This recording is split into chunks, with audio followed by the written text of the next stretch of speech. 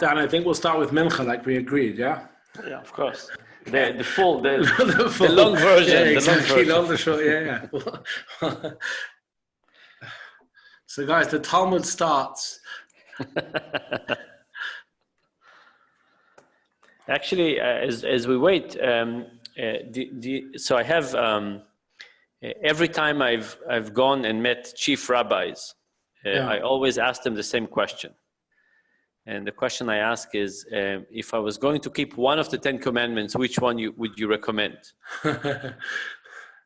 And I got to ask Rabbi Sachs this question, and I got to ask Warren Goldstein, the chief rabbi in South Africa. And they both gave me the same answer. They both said, keep the Shabbat. And it was kind of a strange answer. Like, of all the commandments, and they both gave the same answer. They both said that some of the commandments you don't need to be told, like thou shalt not kill. That sounds reasonable. Okay. And they said Shabbat is the only thing that is somewhat odd, because you're trying to make progress in life. Why would you want to take a day off? So anyway, so we had lots of discussion, and it fits some of social science. But after I talked with Rabbi Sachs, that was it. When I talked to Rabbi Goldstein, the next day he wakes me up at 6 a.m. The guy wakes up way too early. And he said, let's get all the Jews of the world to celebrate Shabbat together.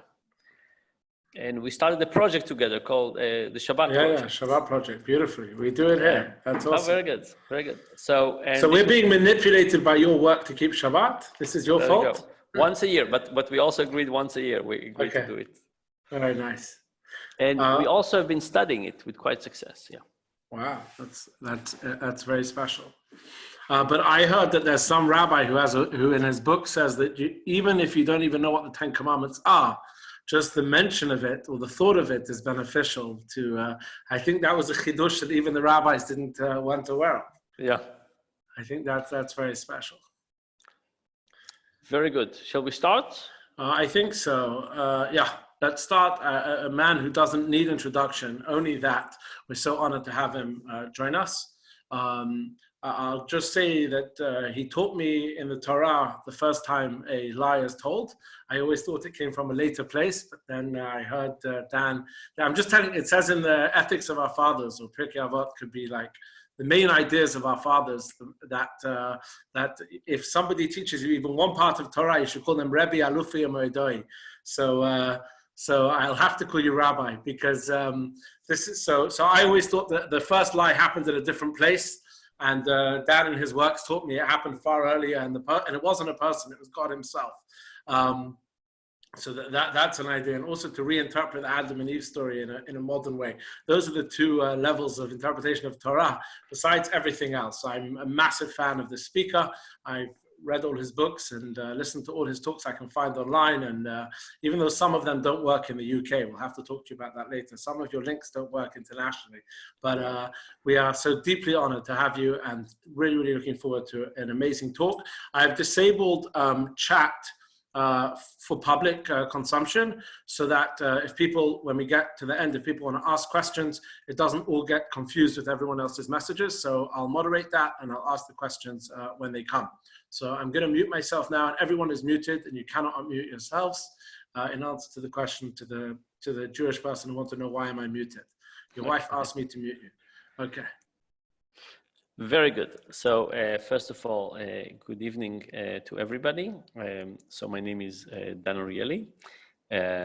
I did not lose half a bet or a bet. As you can see, I have half a beard, and people ask me, why do I have half a beard?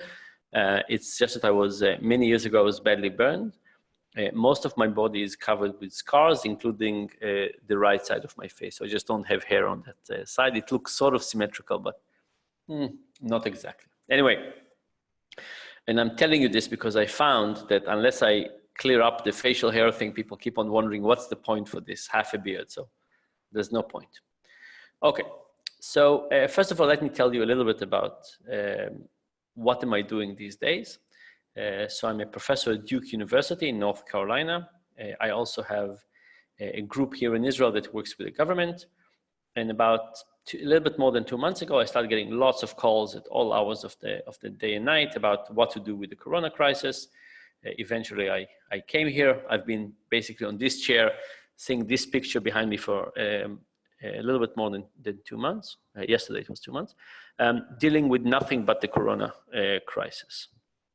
And in the beginning, there were questions about how do we give people instructions with the hope that they will comply.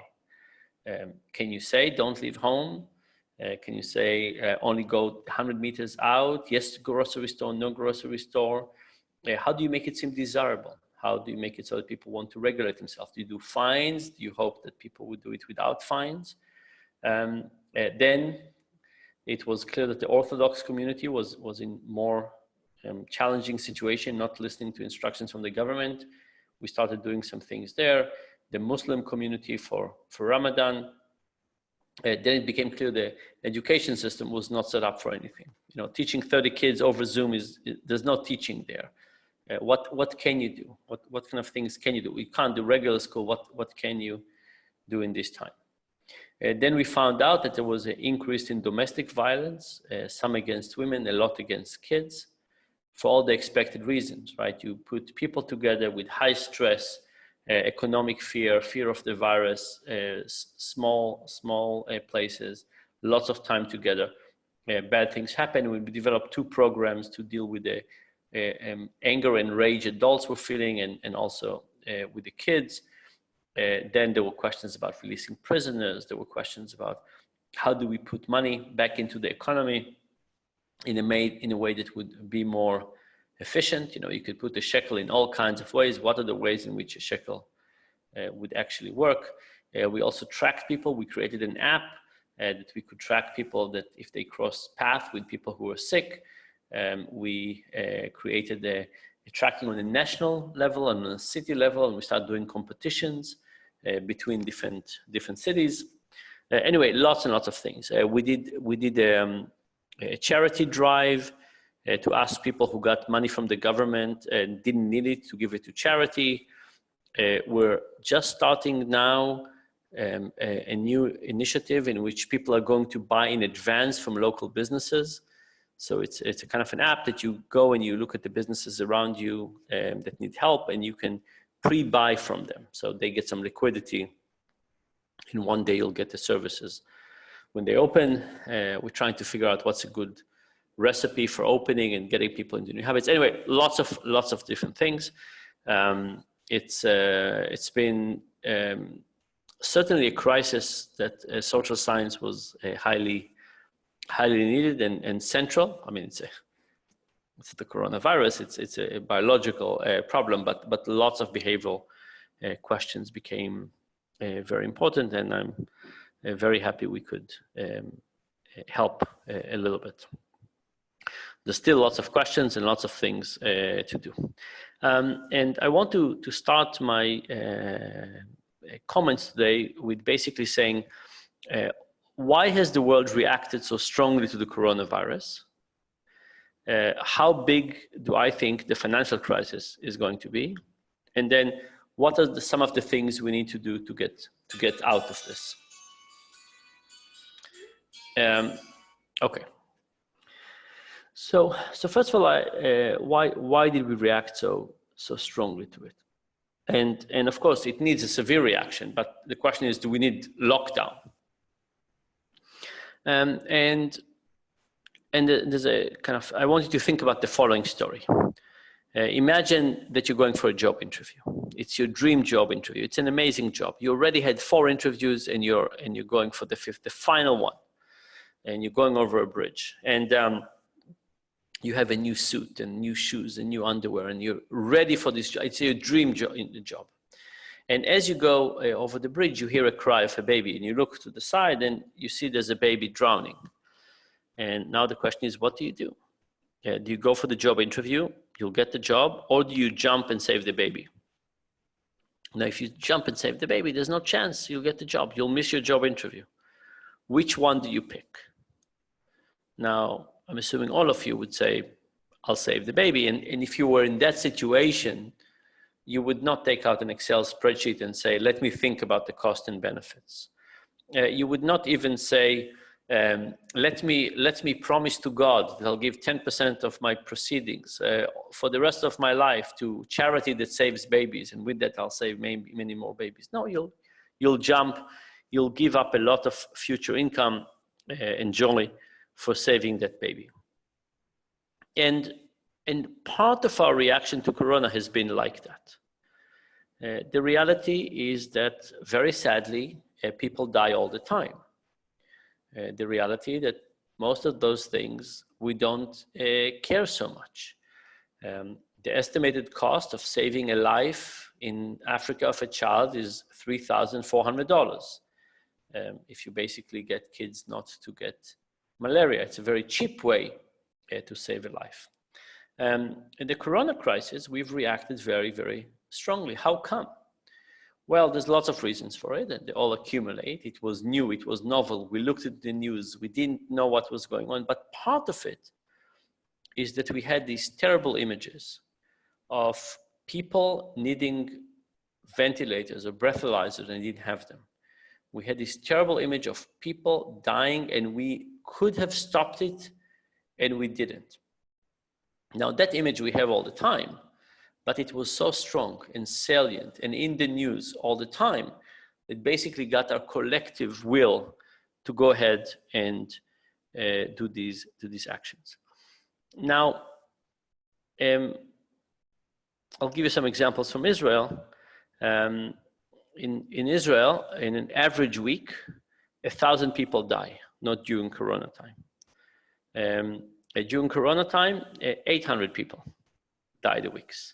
In Israel, every year, 5,000 people die from infection they get in hospitals, clearly preventable, 5,000 people. During Corona time, about 230 people died in the last, in this crisis. And so we've had this tremendous will to fight that disease, of course, with lots of consequences. There are consequences to health in general. I told you already about domestic violence.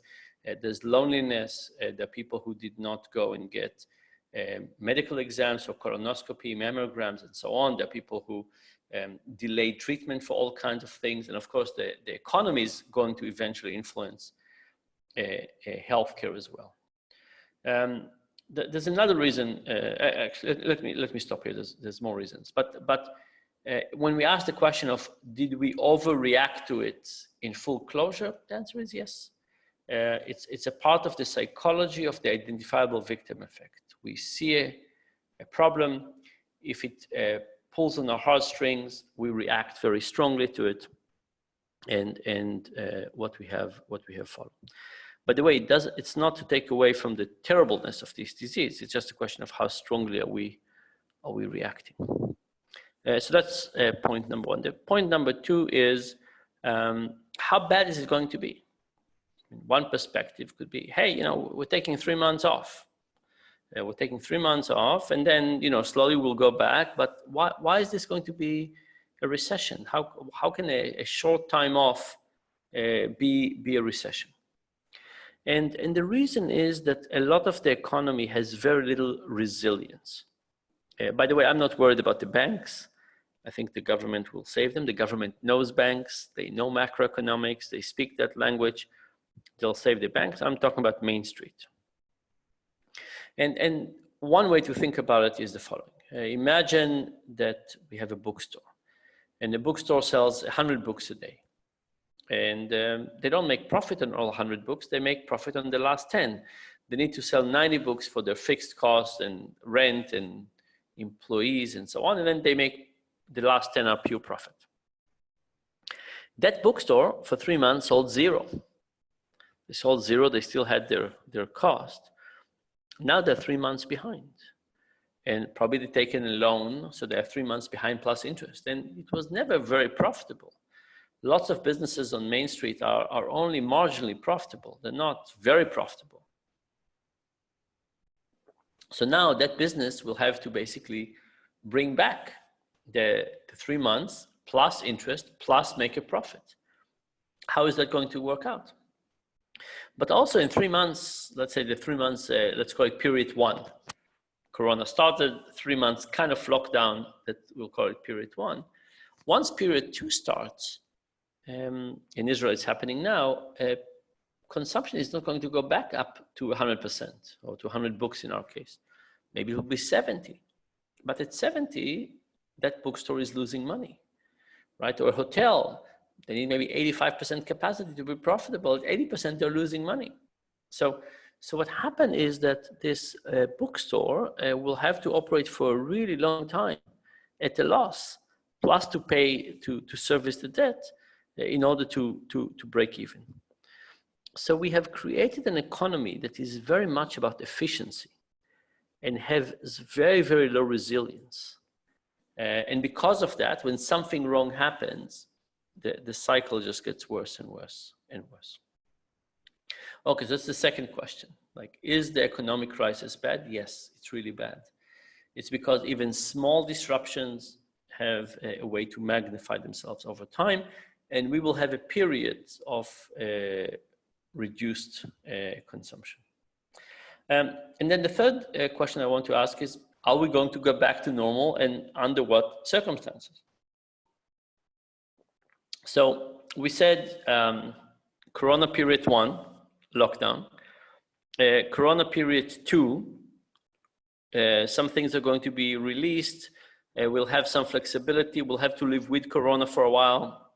Maybe masks, maybe social distancing, hopefully washing our hands better. And then it'll be period 3 after Corona. And you could imagine that at the end of period 1, people would start going out, and at the end of period 2, people would just go back to normal. But is that really what we're expecting? Are people going to go back to normal in period 3? And I think the answer is some things yes, some things no, and some things depend on us. So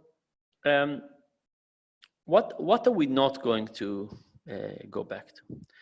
First of all, there are some things that if they are not going to be around for a year or so, we'll find other ways to fill our time. So if you're a fan of some basketball team, and for a year there's not going to be basketball, people will find other things to occupy themselves. So there'll be some categories of things that will go out of the culture norm to do. And the longer the Corona period would last, the more it will be. But then there's going to be other things that depend on whether we will be forced to attempt them, to participate or not. So here's the idea. I'm sure you've all texted while driving at some point. I'm not going to ask you, but almost everybody that has a driving license has done that. And what's happening with texting and driving is we learn the wrong lesson from experience. So you say to yourself, what's the risk of texting and driving and something bad happens? And you say, maybe it's 2%. So one day you text and drive. What happens? Nothing bad. The probability is only 2%. Odds are nothing bad will happen. So you say, oh, maybe it's not 2%. Maybe it's 1%. And then it again, and say, oh, maybe it's 0.8%, and so on. And eventually you make it lower and lower and lower. And at some point, there are way too many accidents. But what happened is the experiencing a low probability event give us the confidence that the event is even lower probability than what it really is. So we underestimate from experience low probability events. Okay, that's the building block. Now, imagine that we open the gates in a month from now in the UK. We finish period 1, we move to period 2. We say, go. Start, walk around, mask, social distancing, wash your hands, but start to be more free, small gatherings and so on. At that point, what will happen is the fear will be very high and the probability will be very low. In Israel, for example, we have about 4,000 people who are sick that have been, that we know. The number of new sick people since yesterday is 19, right? It's basically, right now at least, under control. Let's hope that we'll not have a second wave, but fear is much higher than that, right? People are still at home. I mean, all kinds of things are happening. So fear is going to be higher than the actual risk. Under what conditions will the fear go down? Experience. So for example, if you have to go to work you'll go to work, and at some point somebody will touch you. In the beginning, you say, oh, you will feel that somebody touched you, or maybe you'll use somebody else's glass by mistake, or maybe you'll forget your mask, or maybe something. So you'll shake hands with somebody by mistake. But what happened is that each of those experiences will frighten you, but then nothing will happen, and over time your fear would go down, down, down. And I think that would happen to workplaces, it will happen to supermarkets, it will happen to all kinds of things where we will have to experience. This, by the way, is the reason that when my lab at Duke is going to open, I don't know when, but the university will tell me, my intent is to tell the people working for me, we're about 50 people, is to tell them that I want them to come every day for at least half an hour. Right? I say, I understand you might be worried and so on. You don't have to come all the time, but come at least every day for at least a short time. Why? I want them to have an experience that it's not that bad, it's not that bad, it's not bad, and therefore anxiety would go down. But there's another category, something like going dancing on Friday night. Going dancing on Friday night, we don't have to do it. It's not like supermarket, it's not like work. We can just say, I don't want to do it. And because of that, there'll be some activities where the gap between fear and the real risk is still going to be very high because we will not have the experience to help us correct it. And then I said there's another category that it's up to us. So for example, in Israel, we have issued recommendations to restaurants and coffee shops to basically be more open. The odds that somebody would go into a crowded restaurant now is very low. Crowded coffee shop, very low. What we asked mayors to do is to allow restaurants and coffee shops to take over the public space. Go into the sidewalk, take up to 4 parking spots, spread things around. Why? What's the idea? If things are spread around, people might not be as fearful. They might sit and try something. And then they'll realize that nothing bad happened. And then they'll do a bit more and a bit more. And over time, you can make chairs a bit closer. You could put them back to the sidewalk, maybe back into the restaurant, and slowly create this adjustment to normality. The thing is that this period of fear, if left by its own, will not necessarily go down, because every day we're by ourselves and every day we're not going out to the world is a day in which we learn to be afraid. We learn that it's more odd to do the things we did before. I told you I've been in this house, it's my mother's house. My mother's in Tel Aviv, I'm here in Caesarea. I don't know if you feel the same, but when I see Netflix or something and I see 2 people hugging, I say, oh my goodness, what is this? It's a new category of a horror film. What are they doing? I got so used to the fact that this is not normal. And in 2 months from now, hugging will be even more difficult to come. We need to figure out these intermediate institutions to get people to do things normally. And we're trying to figure out what they would look like for all kinds of cultural institutions. Music, outdoor exercising, gatherings, and so on. If we'll just wait for things for Corona to be over and for people to go back to normal, it will not happen.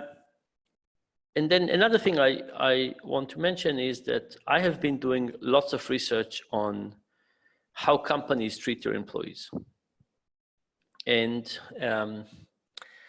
I don't know how many of you are kind of in the world of finance, but I've been looking at how companies treat their employees and how in turn those employees, the way they're being treated, influence the value of the company in the stock market. And I started this by collecting data. I have data from 2006 until today on about 800 companies traded in the US. And I basically looked at what kind of things in how companies treat their employees translate into better returns in the stock market. And you can say, what about salaries, right? Do companies that pay employees better salaries have better success in the stock market? The answer is no. On the other hand, companies that pay employees more fairly, that people feel that they are compensated fairly, do have that. But it's not about the absolute level, it's about fairness. You can say, what about quality of furniture or quality of coffee? No, not so much. Feeling valuable, very high. Feeling that honest mistakes are valued, that we judge people by their intentions, not by the outcome, very important. Transparency, incredibly important. Feeling connected to the mission of the company, incredibly important. So anyway, so we've been doing this for many years and finding out that the things that get people to really care about a deep connection to the company. Now, why is that? Why is that so important? It's because of goodwill. Think about the smallest amount, the minimum amount of work you need to do not to lose your job. And think about how much you could really do if you're truly excited about what you're doing. And we call this the Goodwill Gap. The minimum you have to do not to lose your job and the max you could do if you're truly excited. I'm a university professor. I'm tenured, right? In principle, nobody could fire me. I have a job for life. I could do nothing. I work very hard. I have a sense of my obligation and I work very hard. What gets people to work at the top of their performance? It turns out it's not the contracts. It's not coffee. It's not this. It's about deep connection and commitment to the company. And that's true in regular days. And in Corona times, we haven't been able to link it to stock performance yet. It's too early and it's too small of a shock, short of a shock for now. But we find that those are the things that also matter. Why? Because people work from home. And when people work from home, all the things that mattered before mattered even more. Goodwill means that it's about us. We have to decide how much effort we put in. We could be in front of our computers and not work very hard, or we could be in front of a computer and work incredibly hard. It's up to us. In Corona time, it's even more up to us. We're in a room with kids. How much commitment do we feel to the workplace versus to all the other forces? Do we shirk? Do we take too many trips to the refrigerator? What do we do with our time? So the lessons that have been important all along are more important now. And the companies who understand this will do much better. The last thing I will say is that I think that for me, Corona time has shown how fragile our economic systems have been and how connected we are.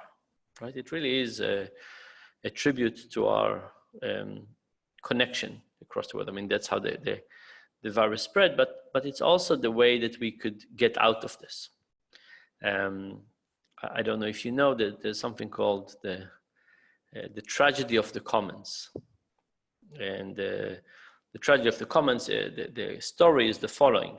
You have farmers, and every farmer has a cow, and they all graze in the same place.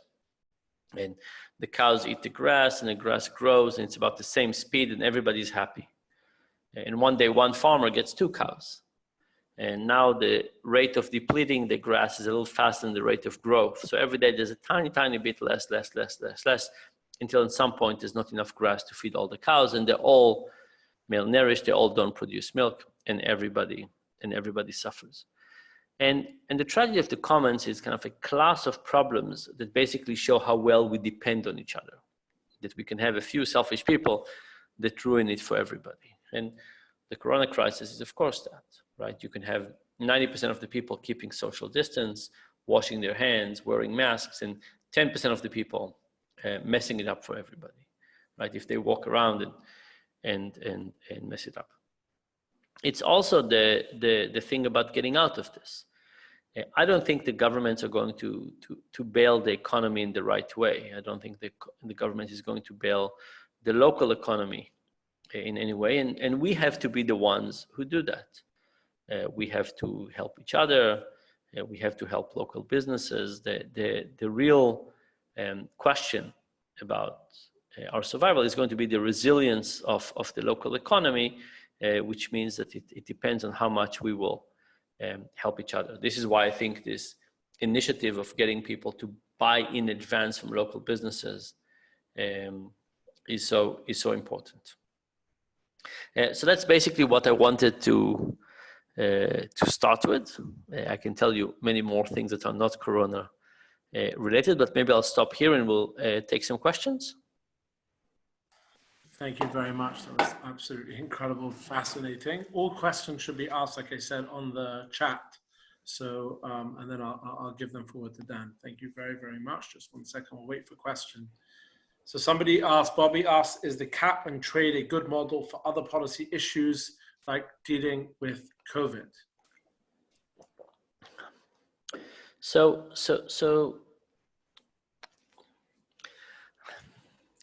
I can't separate my feeling of ideology about humanity from practicality. And I, in principle, worry about financial contracts for everything, because I think humanity has a lot of things about caring about each other. And when you put a price on something, caring is eliminated. And I think that, you know, we have this tendency to create complete contracts and write contracts for everything. But goodwill is so important. Think about, and what happened is that when financial relationship enter, goodwill departs. So when I moved to North Carolina, at that time I was married.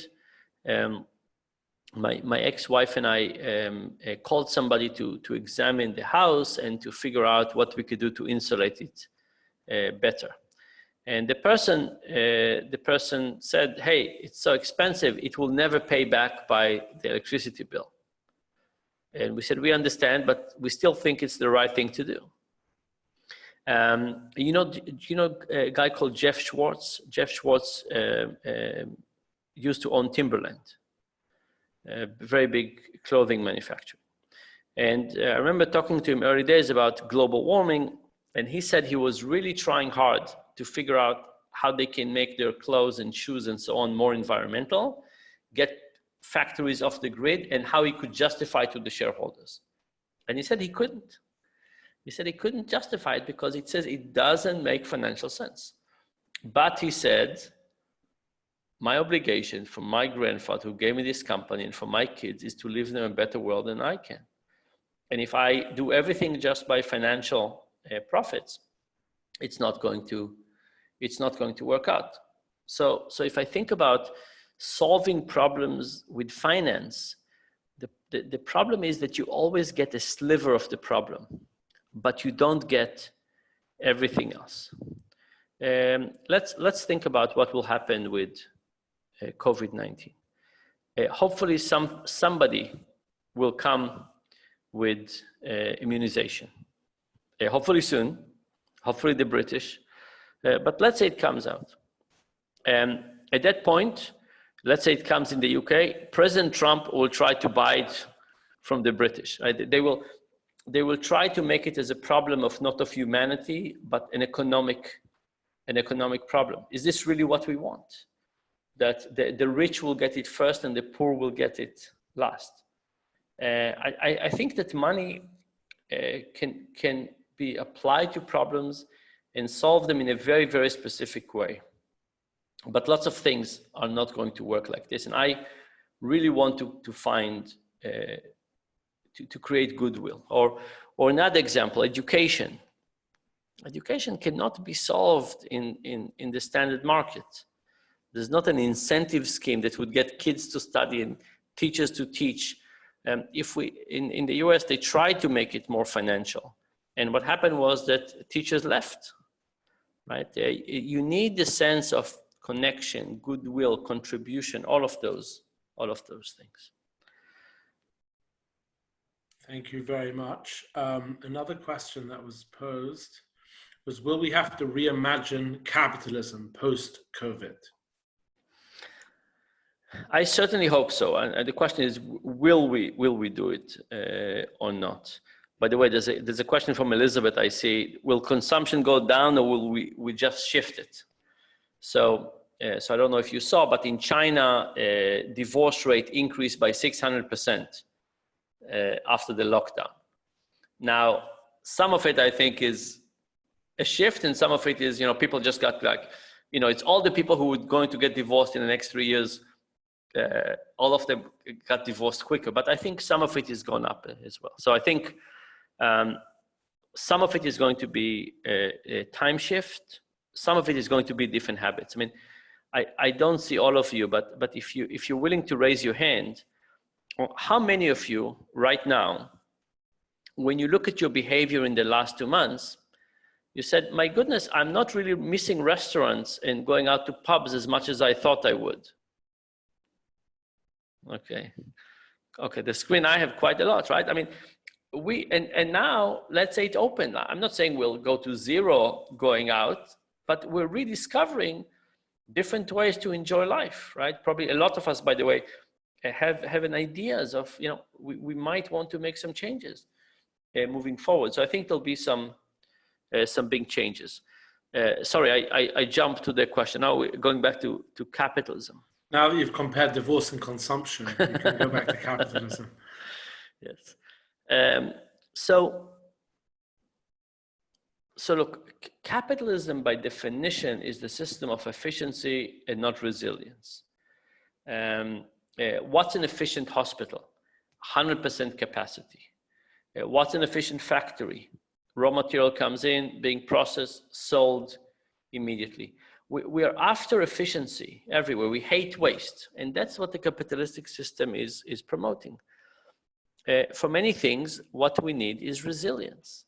We need to be able to maneuver and change and be flexible. Could you imagine 2 years ago, somebody would say, I want to have a hospital and I want 10% extra bed just in case? But clearly in many things, we need that. And those things just don't fit the capitalistic system.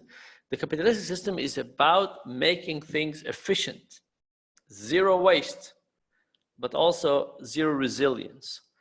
I started examining now food reserves in Israel. We are not doing well.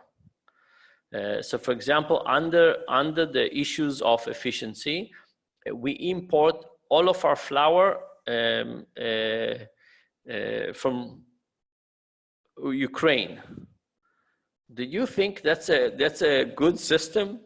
Putin in one afternoon could get a headache and invade Ukraine, and this is over for flour in Israel.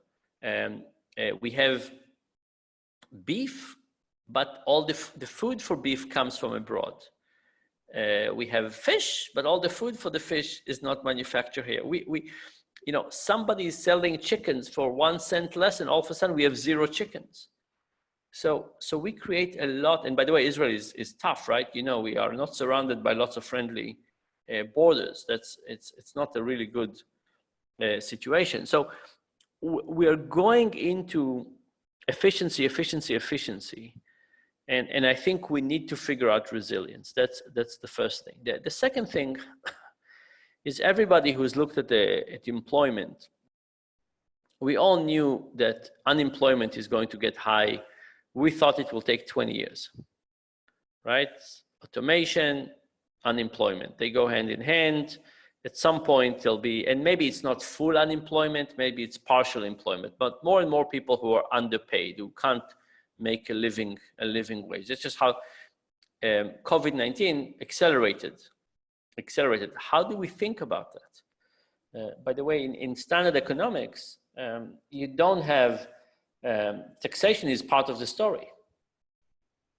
But we need to change taxation if we think about how we're going to afford it. So I think we'll be forced to. It would have come in 30 years. I think it will come. There's a chance it will come sooner. A double question. First of all, does this feel like the 30s and 40s, the Depression, or will it bounce back? And secondly, we've seen on the whole a lot of outsourcing to low-cost economies like China. Do you see this being repatriated to home countries? What do you think the view is on that? So I think it's not as bad as the Great Depression. You know, I'm giving you kind of a rough estimate. I think it's a 3 to 5 year story. And there'll be lots of casualties, but it'll be a 3 to 5 year story. And partially is that the banks have been, the countries have been basically printing money like there's no tomorrow. The US government printed like $5 trillion. By the way, in the 2007, 2008, they printed 800 million, right? It's a dramatic difference in what's going on. They just got used to it. It's like the training wheel for printing money was 2007, 2008. So I think that's that. Now the question of whether people would stop outsourcing and think more about resilience. I hope they will, but you need a different mindset, right? You know, I told you about our research on how to treat employees better. Every CEO that I've met goes on stage and say, the quality of my people is the best thing I have. But do they act this way? The answer is no. Most companies are measured by the CFO. And for the CFO, you know, if you buy a warehouse, it's an investment. And if you invest in people, it's a cost. That's just how we count it. And one of the things I'm trying to do in the US is I'm trying to pass a regulation that would force companies to report on how they treat their employees, right? You want to measure something if you want to manage to it. You want people to start thinking about that. I think resilience is in the same boat, right? If we get people to start thinking of it in an active way, if the CEO starts caring about that, we might have a reduction. But if it's all about looking for efficiency, I think there'll be lots of pressures on companies to look for even more efficiency after the Corona crisis. So it's hard to tell which direction it will go. What do you think about bailing out corporates? Would it work? Is it not just socializing losses after privatizing years of gains? So yes, it is. And you know, I think we, at least in the US, people are too frivolous in terms of giving public's money to corporations. You know, they need to make some adjustments too. Whether it's giving shares to the government, or whether it's giving up some future profits or something. I think the way that we're doing it is we're just handing money is unfair to it. But I think we have to. You know, the economy, as we said about efficiency, every little piece is built on something. If a factory, you must have seen some cities. In the UK, there are many of those that there was a factory city and then the factory closed and the whole city has collapsed. You know, there's so much dependency that we need to worry about those things. But I think the government is I've been in a lot of discussions with macroeconomists and the government about what kind of bailout. And the problem is that they speak the language of big businesses and they speak the language of the banks. And it's also writing big checks that is easier than writing a lot of little checks. So I think at the end of the day, we'll overbail the big institutions and underbail the small ones. So this question, I think, is very connected to your work, which is in England, we have the nudge unit or the nudge unit. How do you think they've handled the UK response? And if you don't think they've done it very well, what nudges would you have designed to be more effective or efficient? So first of all, I'm a big fan of the BIT unit. When it started, I was helping them start it. I think I came quite a few times to number 10, and I met a guy called Gus O'Donnell, I think. And he was the kind of on the government side in charge of that unit. And I told him that everything I knew about the British government, I knew from yes minister and yes prime minister. He said, yeah, you don't need to know anything else. You got it.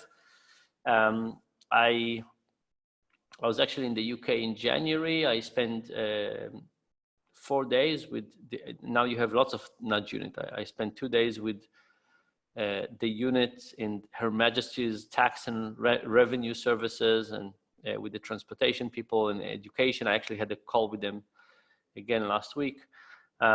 So you have a lot of very good social scientists working in public service, and it's wonderful to see. I think that in the beginning of this catastrophe, we didn't really know where it was going, and I think everybody was guessing. It was very hard to really count that the Chinese numbers were right. Like, do you really want to trust those numbers to make policy recommendations? And we didn't really collect good numbers. My recommendation to the Israeli government, which they didn't accept, but early on I asked the Israeli government to take a military base. At that point, we knew that young people were not that badly affected. So we knew that. And what I asked them to do was to take a military base, ask for volunteers, and infect everybody. And I know it sounds cruel and heartless, and it is, but it's also very good to do, because if you're working with no information, you can make terrible decisions for everybody.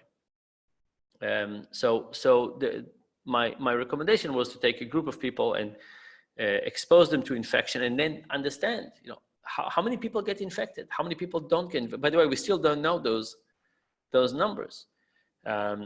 Is there reinfection? That, of course, will take longer time to find out. But in the beginning, we knew very little, and we were shooting in the dark. And one of the things about pandemics is that the risk of being overly cautious is much lower than being overly liberal, right? So in the beginning, it would have been very good to shut down and be extra cautious, what you want. So that's one. The second thing is that I disagreed with them about habits change. They had the assumption that if we create a lockdown, people would get fed up and they will stop.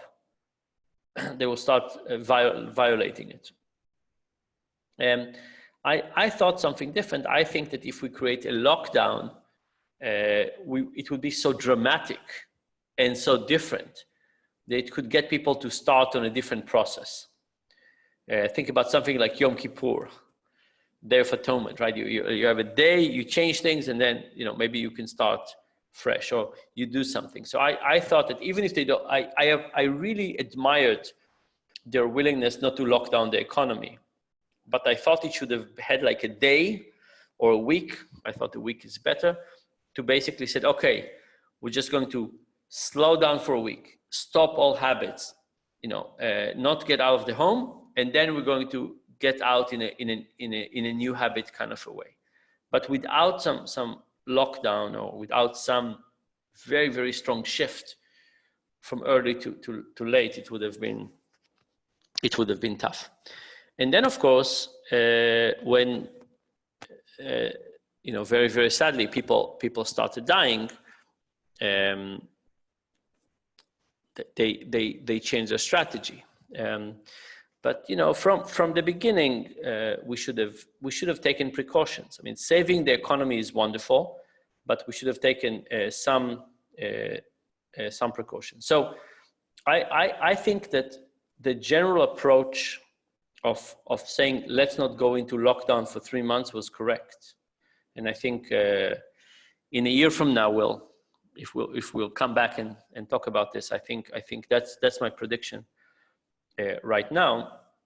But it should have been with some kind of closure period to get new habits, and lots of restrictions on large gatherings and so on. So that's my my prediction. And Israel, I think, made different mistakes, right? We'll do one or two more questions. First of all, this answers a question that I've often wondered. When I read your books, my main question, besides realizing that I'm completely and utterly irrational and helpless, and the Maimonidean idea of the essence of knowledge is that you don't know anything, comes home again and again. But also, who are those people who are part of all your studies, who are willing to subject themselves to pain and the abuse that they're willing to go through. But the question that was posed is how data science can be used to create valuable insights. And Israel's done some work on this during this crisis, and perhaps to predict certain outcomes based on different behavioral scenarios. Yeah. So first of all of social science has benefited dramatically from data science, right? We used to have theories about how people shop, then we have online shopping. We used to have theories of how people date, we have Tinder. We used to have theories about how auction works, then we have eBay. So data has basically proven how economic theory gets things wrong in a very deep way. And there's more and more data accumulated and more nuances that you could look at, and lots of wonderful things. However, it's not a substitute for experiments, and a lot of companies are over pushing on big data and under pushing on experiment. And let's just think about one example. Imagine that I magically was able to collect all the data about how you ever slept, right? You all look, let's say average age is 40. You've all been sleeping for many years. You should be experts in sleeping. And imagine I just gave you all your data about sleep, and I analyzed it and I tried to figure out how to sleep better. Would that be sufficient? The answer is probably no. Because even though you've slept for many years, you haven't tried many things. How many have tried, for example, to sleep with lavender smell? How many have tried to sleep for 2 months straight with eye shades, cold temperature, a pillow under your feet? I mean, there's lots of things that actually, by the way, all of those things work statistically for people. But what happened is with a big data exercise, I would find the optimal thing that you have done, but it doesn't mean that there's a better thing to do. And what I like about experiments is that with experiments, we're able to try something new. And with that something new, change behavior. I'll give you one example from our work in Israel. So the Israeli government last year came to us and said, we have this course that teaches kids computer science. It's called Computer Science Light. And we give it between middle school and high school, and then more kids study computer science in high school. And the country wants more kids, and particularly more girls, to study computer science. And they said, would you please help us digitize it? It's an expensive class, it's only 6 weeks. Can you digitize it? We'll give it to all the kids. More kids will be computer scientists, especially girls. I said, sounds great. Do you have any proof that this course works? They said, no, but it works. I said, okay, I want to make sure that it works. So I tested it. We got some schools to do the course, some schools not to do the course, some schools to do a course on neuroscience. And what do you think? This course on Computer Science Light makes more kids study computer science, yes or no? It turns out it doesn't matter for boys, and it makes girls less likely to study computer science. It was a very strange result.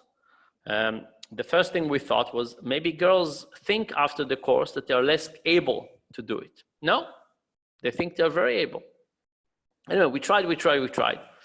What did we find out? And when I describe it now, it would seem trivial, but it took us a long time to figure it out. What happens is in the first 6 weeks of computer science, you basically learn how to move a turtle on the screen. And the boy at that age say, my goodness, you get to move a turtle on the screen. How exciting. And the girls in that age says, who wants to work at a job that's what you do? So what happened is that it's not that they don't think they can do it. They think it's an unbelievably boring job. So we said, okay, it's about unbelievably boring job. We went around the country and we created movies of young people, but particularly young girls who do computer science and education, computer science and technology, computer science and health. And we create a system where all the kids who were choosing what to study in high school had to go through our movies. They had to see those videos. And we increased the number of girls who were studying computer science in high school by 25%. We increased boys as well, but just not by as much. Now, what's the point of this? The point is that you need to go beyond just the available data. If you only do what you've done so far and just move it a little bit, you'll get better results. But what I love about experiments is that you can start imagining a much better reality, test it, and then go ahead and execute on it.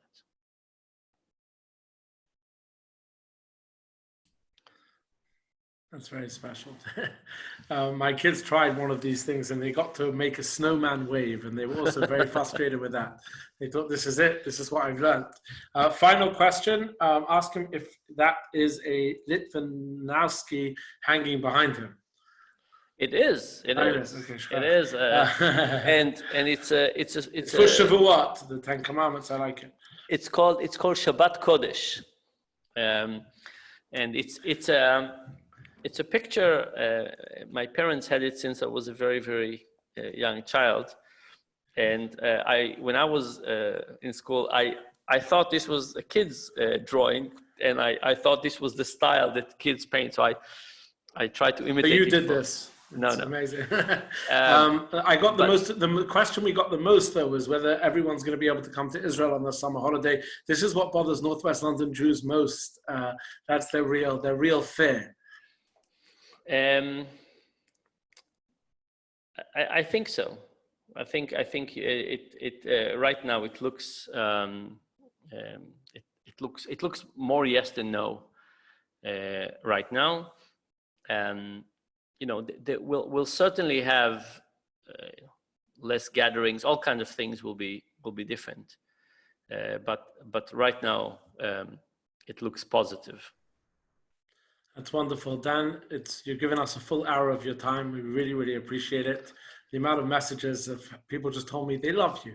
Amazing thing.